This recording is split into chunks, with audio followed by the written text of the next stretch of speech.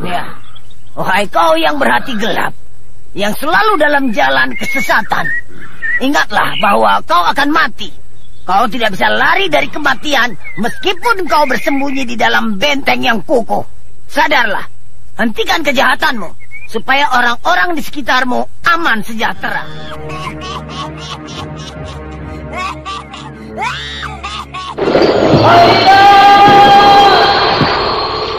Mempersembahkan Sandiwara Radio, Misteri dari Gunung Merapi. Dalam kisah Pengantin Lembah Hantu.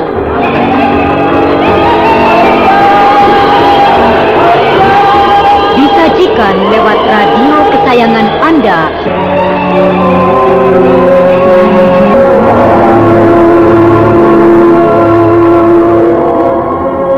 Naskah karya Asmadi Syafar.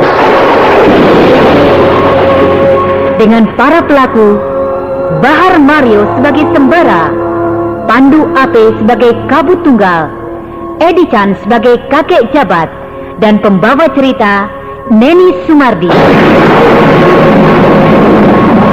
Dengan menghusukkan diri dan bersemedi, Sembara mulai mendapat ilmu selimut kabut dari si Kabut Tunggal. Dan kini tampak tubuh Sembara menggigil menahan hawa dingin yang keluar dari tubuh si Kabut Tunggal. Tapi dengan ketabahannya, tampak Sembara tidak peduli dengan rasa dingin itu. Maka tampaklah kabut putih yang tebal sekali keluar dari tubuh si Kabut Tunggal, masuk ke dalam tubuh Sembara melalui kepalanya.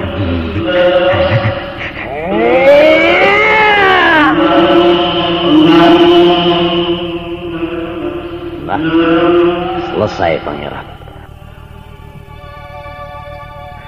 Kau sudah bisa mempergunakannya bila kau berhadapan dengan si ular hitam. Terima kasih. Apakah aku dapat mengalahkan si ular hitam itu? Sebenarnya berat melawan Padirul alias si ular hitam itu. Tapi apabila pangeran tabah dan cerdik, maka pangeran bisa menang melawannya. Apakah ilmu selimut kabut ini bisa dia kalahkan? Tidak. Hanya orang yang mempunyai ilmu cambuk kilat saja yang bisa mengalahkan ilmuku ini. Dan kebetulan ilmu cambuk kilat itu hanya pangeran yang punya. Oh, begitu. Terima kasih sekali lagi. Ilmuku ini bisa pangeran gunakan untuk masuk kemana saja. Dan juga untuk masuk ke lembah hantu. Sehingga pangeran akan bisa mempergunakan ilmu apa saja di sana kalau menghadapi lawan. Karena ilmu selimut kabut ini telah menyelimuti semua ilmu yang pangeran punya.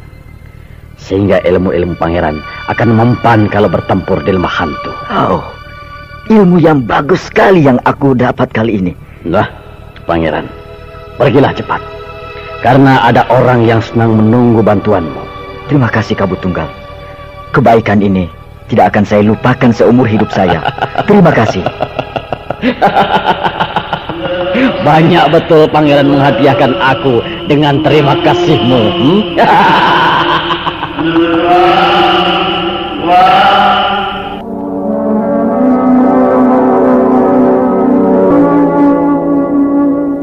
Tuan kecil, Tuan kecil.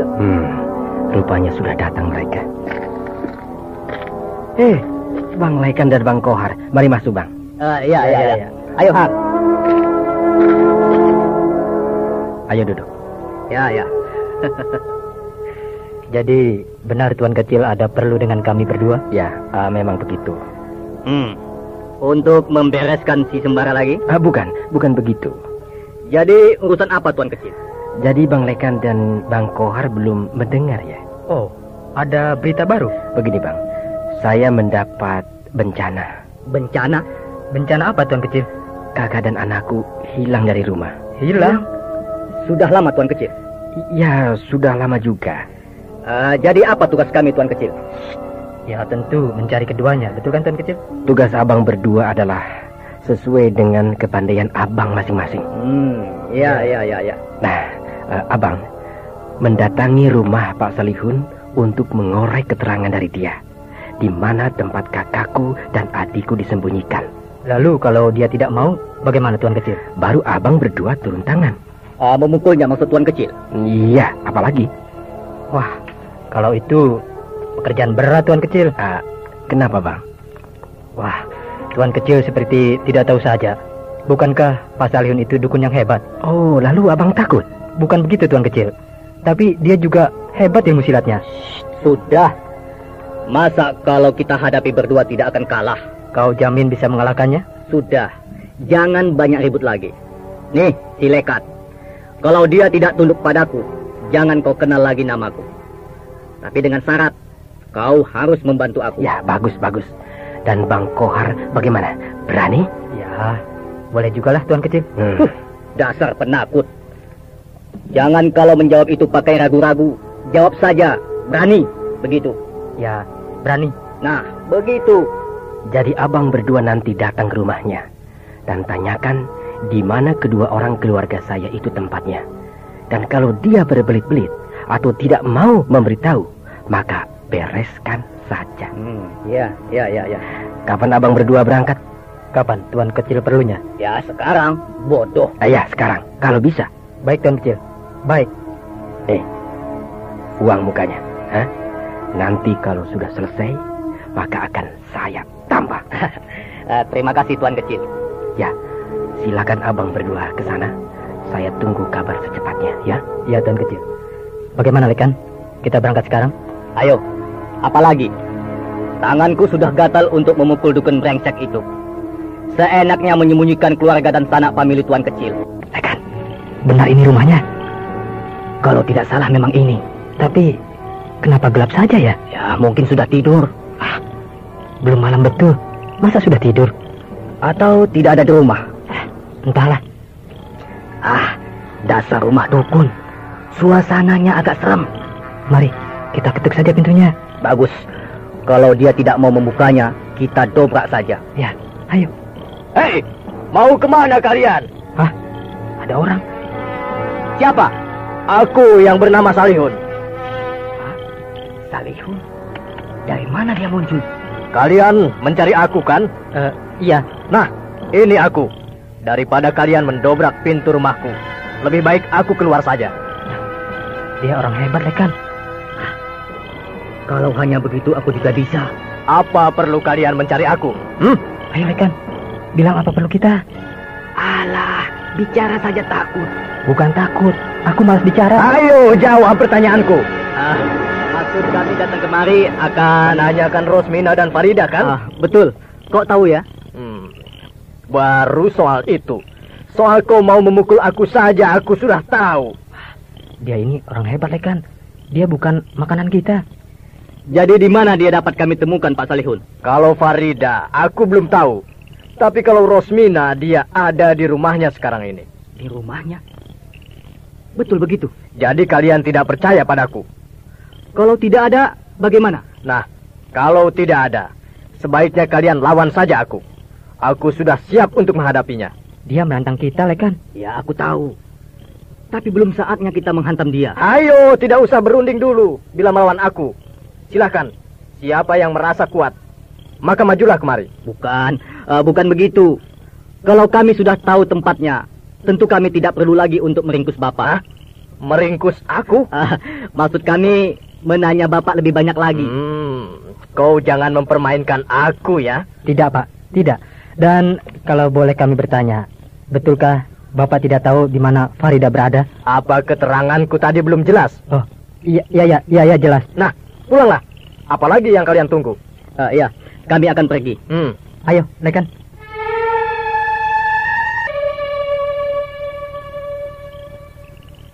Lekan, sekarang apakah kita akan langsung ke rumah Rosmina?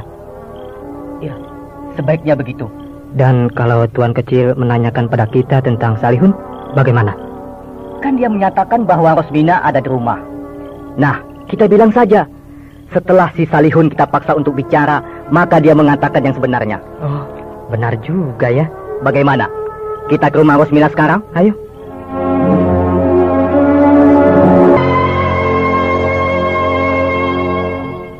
Nah, kebetulan Har. Itu lihat. Lampu rumahnya masih menyala. Berarti dia belum tidur.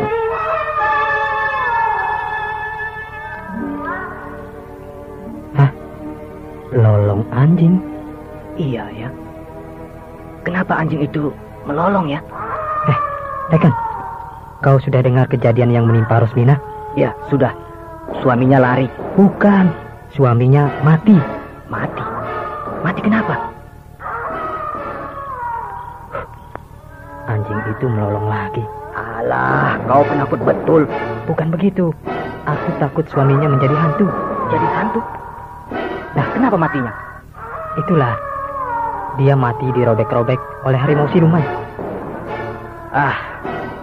Aku belum pernah mendengar orang yang mati diterkam harimau siluman, lalu menjadi hantu yang gentayangan. Ayo, kita lihat Rosmina di rumah itu. Ayolah.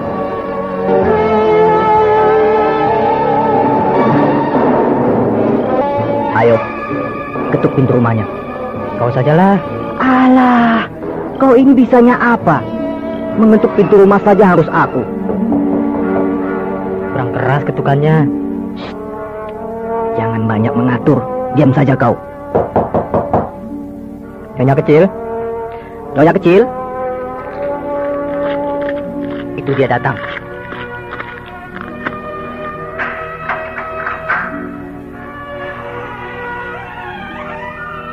Apa aku tidak salah lihat, Kohar? Lihat mata Rosmina bersinar memandang kita. Aneh, Rekan. Bagaimana kalau kita pulang saja? Sudah. Tanggung. Kalian mencariku? Iya, Nyonya kecil. Masuk. Iya. Terima kasih.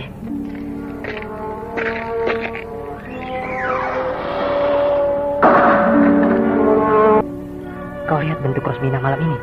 Iya. Agak seram kelihatannya. Apalagi dia memakai baju panjang putih begitu. Kalau aku bertemu di tempat sepi dan gelap dengan dia, pasti aku akan lari. Jangan keras-keras. Nanti dia dengar. Apa perlu abang malam-malam datang kemari? Kami disuruh oleh Tuan Kecil untuk melihat Nyonya Kecil. Untuk mencari Nyonya Kecil. Iya. Aku memang sudah lama tidak pulang ke rumah. Rosmina ini tampaknya aneh. Giginya agak bertaring. Dan tolong katakan padanya bahwa aku sudah pulang lagi kemari. Iya Nyonya Kecil. Akan aku katakan pada Tuan Kecil. Baik, kami permisi dulu. Kenapa terburu-buru Bang Kohar? Karena sudah malam betul. Maka kami harus segera kembali, Nyonya Kecil. Abang berdua tahu kan bahwa baru-baru ini aku mengalami kematian suamiku. Anjing itu melolong terus. Apakah ada hantu di sekitar sini? Abang dengarkan aku bicara. Ya, dengar. Komar, dengar kan? Ya, Nyonya Kecil. Aku dengar. Nah, oleh karena itu, abang berdua harus tidur di sini menemaniku. Oh, beres Nyonya Kecil. Kami akan menemani Nyonya. Kalau saya harus pulang malam ini juga, Nyonya Kecil. Kenapa begitu? Karena cukup silekan saja yang ada di sini. Sedangkan saya membawa berita ini pada Tuan Kecil. Kalau kau tidak mau menjaga Rosmina malam ini, kau tidak akan mendapat tambahan upah dari Rosmina. Biarlah. Aku memang harus melaporkan pada Raisman tentang Rosmina. Kau mau ambil muka pada Raisman ya?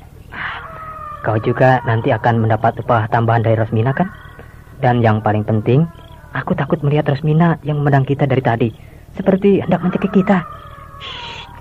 Jangan begitu. Kau terlampau mengada-ada memperhatikan dandanan Rosmina. Mungkin dia masih sedih karena suaminya mati. Aku mau pulang saja. Jadi, Bang Kohar benar-benar tidak mau menjaga aku malam ini? Biarlah Nyonya Kecil, kan sudah ada silekan di sini. Baiklah. Matanya seperti bersinar. Bang Kohar, ini uang untuk pembeli tembakau. Terima kasih Nyonya Kecil. Terima kasih. Kuku tangannya panjang-panjang dan hitam.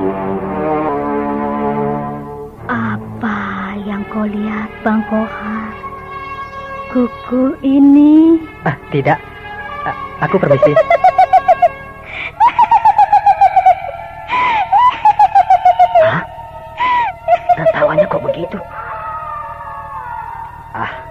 Benar juga kata si Kohar. Suasana di sini kurang mengenakan. Bang Lekan mau minum apa? Tidak usah repot-repot Nyonya kecil. Aku sudah minum. Biar aku bikinkan kopi panas supaya abang tidak mengantuk malam ini. Kenapa kaki Rosmina agak besar telapaknya? Seperti kaki... apa iya ya? Seperti telapak kaki orang yang pernah jadi siluman harimau. Tapi itu hanya cerita guru silatku saja. Aku belum pernah melihatnya sendiri. Tapi suasana rumah ini memang terasa aneh. Tidak seperti biasanya. Rupanya aku sudah lama tidak kemari. Sudah banyak yang berubah memang. Suara harimau.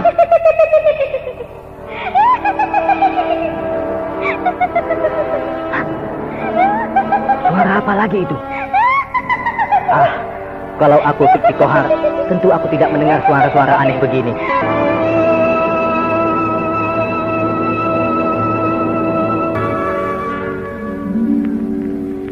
Lama betul dia membuatkan kopi buatku. Ya, tapi kasihan juga ya. Suasana seram begini, dia sendirian di sini. Pantas dia minta ditemani.